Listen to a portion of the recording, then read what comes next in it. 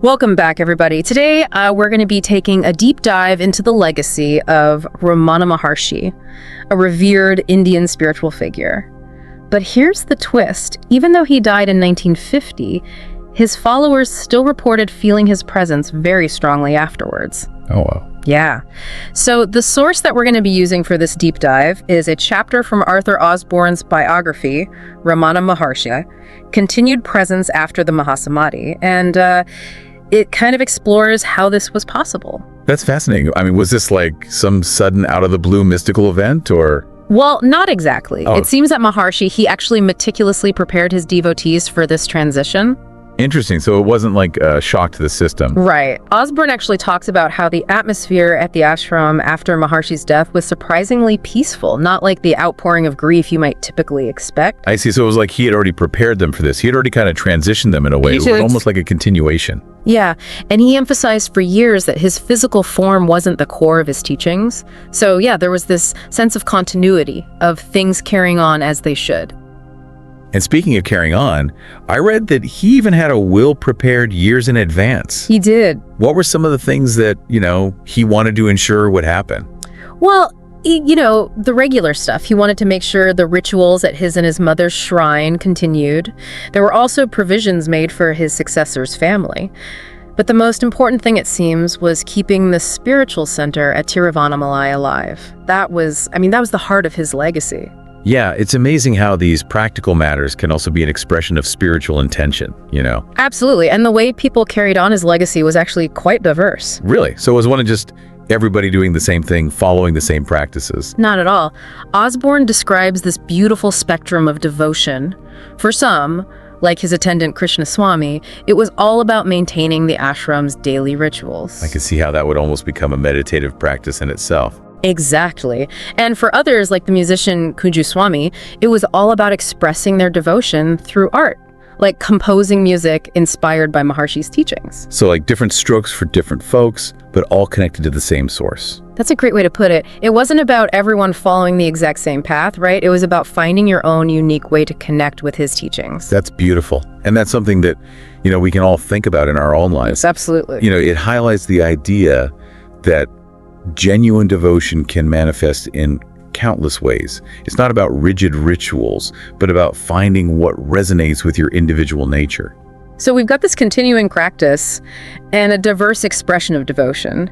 But what about the actual feeling of Maharshi's presence? Osborne mentions there being a distinct atmosphere at the ashram. Right, he talks about how there's this vibrant, almost electric energy during the chanting rituals. Wow. But then he contrasts that with a quieter, more intimate feeling in the hall where Maharshi spent his last days. So it's like those physical spaces themselves almost become imbued with his presence, wouldn't you say? Definitely, they act as powerful reminders. Yeah. But what's really remarkable is that devotees reported feeling his presence far beyond Tiruvannamalai. It wasn't limited to a specific location. So it wasn't just tied to those physical spaces. This leads us to a very powerful quote from Maharshi that Osborne includes in the chapter. He says, "I am not going away. Where could I go? I am here." Whoa, that's powerful. I mean, you see, unlike some spiritual figures who might promise to, reincarnate, Maharshi, as someone who had reached a state of enlightenment, he was understood to exist beyond the constraints of time and rebirth. So for his followers, this quote wasn't just a comforting thought, It was like a promise of continued guidance and support, completely unrestricted by his physical absence. Precisely. It's like a reassurance that their connection to him wasn't severed by death. And this is actually where we start to see the emergence of what Osborne calls the inner guru. Okay, now this is where things get really interesting for me. What exactly is this inner guru concept? Was it like people literally heard Maharshi's voice guiding them? Well, from what Osborne describes, it wasn't about, audible voices or visions. It was more subtle, more like a heightened awareness, almost like their inner compass was suddenly more attuned, more sensitive. Many devotees found that their thoughts just naturally gravitated towards Maharshi's teachings, even in their everyday lives. So it was guiding their decisions and actions. Exactly. Wow. So it was more about a shift in their perception, a deeper connection to his teachings, rather than some kind of external manifestation. That seems to be the case.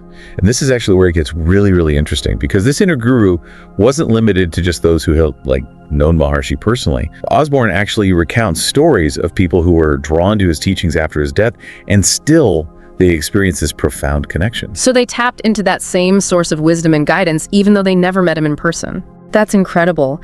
It suggests that this inner guru isn't about channeling a specific person, but accessing a deeper level of wisdom that we all have the potential to tap into. That's a powerful thought. So you mentioned Osborne sharing these stories of people who connected with Maharishi after his death. Can you tell us more about what those experiences were actually like? Yeah, absolutely. So there's this one story about a doctor, Dr. T.N. Krishnaswamy. And at first, he really believed that his connection with Maharishi was deeply personal. Okay. So when Maharishi passed away, he felt like everything was over, his connection was severed. Oh, wow. But then he goes to Tiruvannamalai. Okay. And he's completely overwhelmed by the peace and beauty there. He even describes it as more profound than when Maharishi was physically present. That's wild. It's like a testament to the idea that Maharishi's teachings transcended his physical form. It wasn't just about being in his presence, but about connecting with something deeper. Yeah, exactly. And it wasn't just about feeling a presence, but about receiving guidance too. Osborne talks about how, for many devotees, the impact of their actions, both the good and the bad, it felt magnified after Maharishi's death.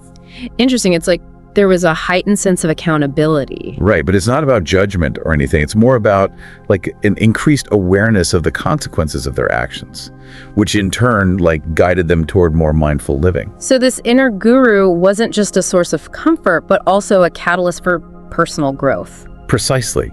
It really encouraged self-reflection, a deeper understanding of one's actions. As we were saying earlier, this transformation wasn't just limited to longtime followers. Osborne actually shares this story of Miss Howes. Okay. And she had longed to visit Maharishi for 14 years, but she was only able to travel to Tiruvannamalai after he had passed away. Well, that must have been disappointing, to finally have the opportunity, but then he's already gone. You would think so, right? But she describes experiencing Maharishi's presence just as powerfully, even in his absence. Wow, that's incredible. There's also the story of Dr. D.D. Acharya, who settled in Tiruvannamalai after a long spiritual search. Oh yeah, Dr. Acharya. And he actually had a dream where Maharishi appeared to him. He did, yeah. And what's really remarkable is that Dr. Acharya had never even met Maharishi in person. And yet, in this dream, Maharishi offered him guidance and reassurance, just like he did for his devotees during his lifetime. It's like his passing marked a new beginning, not an end. That's a great way to put it. It's like his legacy didn't diminish, it expanded. Yeah. Osborne even mentions how Arunachala Hill, which is considered sacred in Maharishi's teachings, became more accessible after his death. Right, the hill has always held this special significance. But after Maharishi's passing, people described a deeper connection to it, a more profound sense of peace and presence. It's like the energy of the place itself transformed. In a way, it did. And this actually draws a really fascinating parallel to this whole idea of the inner guru. Just as Maharishi's presence became internalized for his devotees, the sacredness of Arunachala seemed to become more deeply felt and understood. So it's not just about a specific person or a specific place, but about a shift in perception, an awakening to the sacredness that's already present. I think that's a really, really insightful observation. And this shift in perception is actually what attracted even more people to Maharishi's teachings after his death. It wasn't about subscribing to a rigid set of beliefs.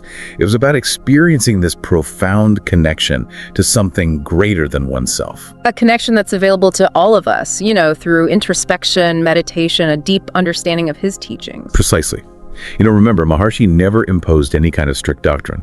He offered this path for self-discovery, a way to tap into that inner guru within each of us. And that path continues to resonate with people even today. It absolutely does. To quote Osborne directly, he says, "It is indeed not a new religion that Sri Bhagavan brought upon earth, but a new hope, a new path. It was not for his body's lifetime only. Now, as then, he guides whoever approaches him, and whoever submits to him, he supports. To all who seek, he is here." That's such a beautiful, powerful statement. It really captures the essence of Maharishi's enduring legacy. Yeah, it speaks to the transformative power of genuine spiritual connection, one that can, transcend physical limitations and inspire long after the individual's gone. So where do we go from here? We've talked about these incredible experiences, but what does this all mean for us today?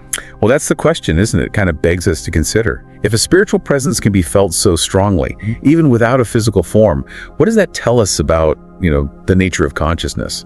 And how can we tap into this kind of guidance and connection in our own lives, regardless of our beliefs or backgrounds? That's a great point. It's easy to get caught up in these, extraordinary stories, but I think it's important to also explore how we can apply these concepts to our own lives, in a practical way.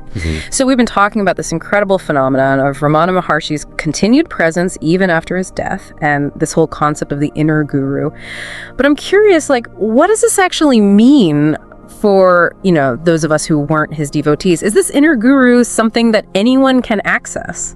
Well, that's the big question, isn't it? I think the key is understanding what the inner guru really represents. It's not about Maharshi literally being in our minds or anything like that. Right. But it's about cultivating that same awareness and connection that he embodied. So it's less about channeling a specific person and more about tapping into a deeper well of wisdom within ourselves. Exactly.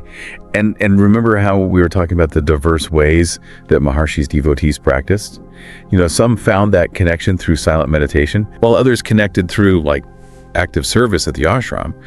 So there's no one-size-fits-all approach to this, this inner wisdom. But how do we even start tapping into this inner guru? It all sounds a bit abstract to me. Well, think about what Maharshi emphasized, He talked a lot about self-inquiry, introspection, and stillness. And these are all practices that help quiet the mind's chatter and allow us to connect with our inner world. So it's about creating space for that inner wisdom to emerge. Precisely. And remember, this isn't about reaching some, mystical state or anything like that. It's really just about cultivating a deeper awareness of our thoughts, our feelings, and our motivations. Yeah. And that awareness itself can become a source of guidance. Like we become our own best teacher? In a way, yes. And this idea of connecting with our inner wisdom, it actually aligns with a lot of different spiritual traditions, ones that emphasize self-reflection, mindfulness, and connecting with something larger than ourselves. So even though Maharshi's teachings are rooted in a specific tradition, the concept of the inner guru, it has broader implications. Absolutely. I think it really speaks to that universal human desire for connection, for guidance, for something to help us navigate this complex world. And that guidance, it can come from cultivating our own inner wisdom. Exactly. Just like Maharshi prepared his devotees for his passing, we can also prepare ourselves for life's challenges and uncertainties by nurturing that inner compass. Okay, so what would you say is the biggest takeaway from all of this? I think the biggest takeaway is this realization that the search for guidance and wisdom, it doesn't have to be an external one. It really starts with cultivating a deep connection to ourselves, to that still, quiet place within. And that connection, that inner knowing, it's something that we can all access, regardless of, our background or beliefs. Absolutely. It's a journey of self-discovery. And the most incredible thing is that it's available to everyone. It's like Maharshi's legacy lives on, not just in his teachings, but in the potential for each of us to awaken to our own inner guru. Yeah, that's a beautiful way to put it. And it leaves us with something really profound to consider. If we can tap into this inner wisdom, how might it actually transform our lives? How might it guide our decisions, our relationships, our understanding of the world? That's a great thought to leave our listeners with. If each of us has this inner guru waiting to be discovered, well, maybe that's where the real journey begins. Perhaps it is. Thanks for taking this deep dive with us. We encourage you to keep exploring these ideas and see where they lead you. Until next time, keep seeking, keep questioning, and keep diving deep. I hope you like this chapter. We need volunteers and sponsors to create content with even better quality and with more variety. If you wish to join this initiative as a volunteer or sponsor, please click the links given in description below. To help us reach more viewers, please like, comment, share, and subscribe to Biography Central. Thank you for your time. It means a lot. Namaste.